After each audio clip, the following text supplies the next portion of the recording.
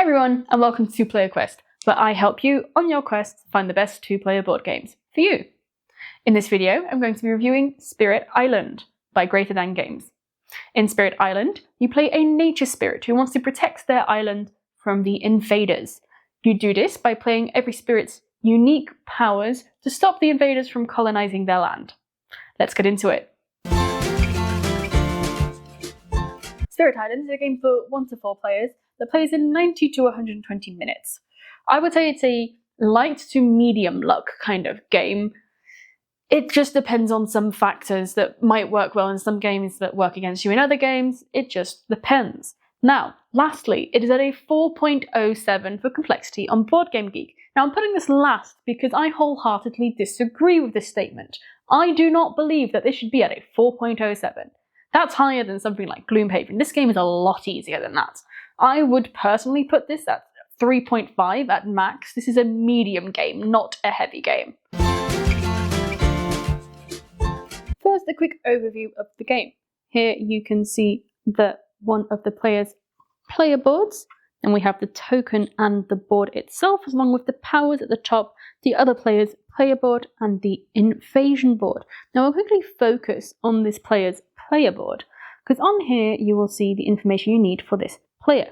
At the bottom left, you'll see special rules and special abilities for this player's spirit. And you have innate powers, you have the amount of energy they have per turn, and the amount of cards they're allowed to play per turn. On top of it, you have the growth options, which I will show you in a moment what they do, and then you have the starting hand for this player. Then on the board, you can see several tokens, which are aligned with the player colours, and you can see some cities and some villages and day hands. Then we have the invader board. On the left hand side we have all the fear cards, and we have blights and the invader cards. Spirit Island is played in several phases. It starts with the spirit phase, in which you start with growing. So you choose one of the growth options on your character sheet. In this case, you can either reclaim the cards that you have played, gain a power card and gain 1 energy. You can add presence at a 2 distance and a 1 at a 0 distance, or you can add presence at a 1 distance and gain 3 energy. As this player wishes to use 3 energy this turn, they will choose the add presence and gain 3 energy option. Now, you place one of these tokens on that option to say, I have used that this round. That means you cannot use that growth option next round. To add the presence, you take one of these tokens, your presence tokens, and choose where to put it. Considering this player wants to play 3 cards this round, they take away the one that shows that they can now play 3 cards, and they add it at a 1 range. You can see they have their presence on the left hand side. They will add it at 1 range in the middle here, on the wetlands. After the growth phase, you do gain energy. In this case, you would gain the 1 energy I have already placed here, and because they chose the option to gain energy in the growth phase, they gain another energy. Well, 3 in this case. Then you select the cards and pay for their power. They choose to play these 3 cards, and you can see the cost of the cards is 2, 1, and 0. Now you can see different colours in these cards. These different colours means when they can be played. Red cards are played quickly, and blue cards are played slowly. But first you pay the cost of these cards, which in this case is 3. This is where the players do their quick actions, and I will do those now and get back to you in a moment. This is what the board looks like before the actions are done. As you can see, we have taken away one of the towns in the top left corner, and we have added 3 fear in the fear pool. Next, we move the explore. We see who is going to explore. The invaders are going to explore the sands. That means you place an invader token on all the sands that are adjacent to the ocean or a village or city. So in this case, that would be this one, and this one, but not the one on the left-hand side, because that's not adjacent to an ocean or a city. In the next turn, the invaders would also build and also raid in the turn after. Building means that all the explorers create a town.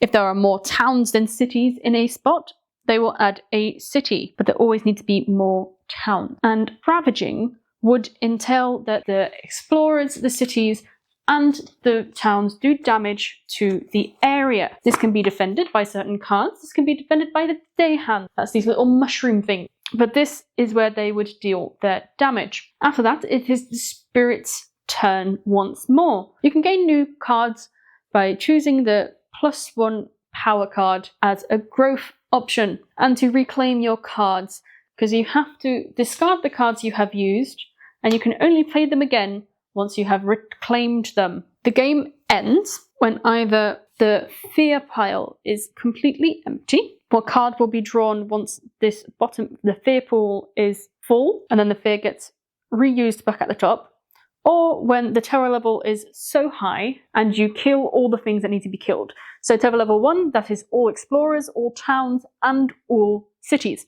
Terror level 2 is towns and cities, and terror level 3 is just all cities. Or the players lose if the invader deck is empty and no cards can be drawn.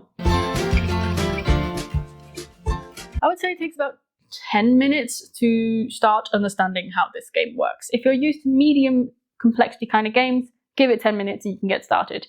If you're not used to these kind of games, give it 15 to 20 minutes perhaps, and you can also get started after that.